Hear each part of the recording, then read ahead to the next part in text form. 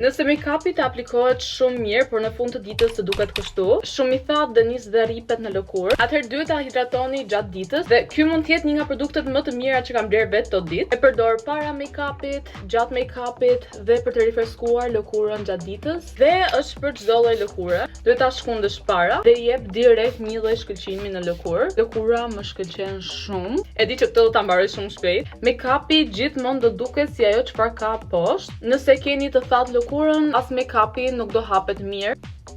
Kërkova shumë para se ta blija këtë. Kishte edhe shumë benefite për lëkurën. Lëkura thjesht duket perfekte. Pash direkt ndryshim kur e mora, prandaj doja t'ju tregoja. Për shembull, kjo përdoret dhe nëse keni një produkt që mezi hapet, ose nëse ju është tar produkti dhe doni ta hidratoni përsëri për ta përhapur. Për shembull, ai bronzeri që përdora është pak i vështirë për t'u hapur. Prandaj hedh një herë si kjo. Rast tjetër që mund ta përdorni kur pa dashje e keni bërë set shumë make-upin dhe keni shumë mat, e ndjeni shumë të thatë, sa ti vendosësh të direkt hidratohet. Tani do i bëj set me setting powder. Mund të aplikoni dhe në fund të make-upit dhe make-upi do ju rritë tër ditën i hidratuar.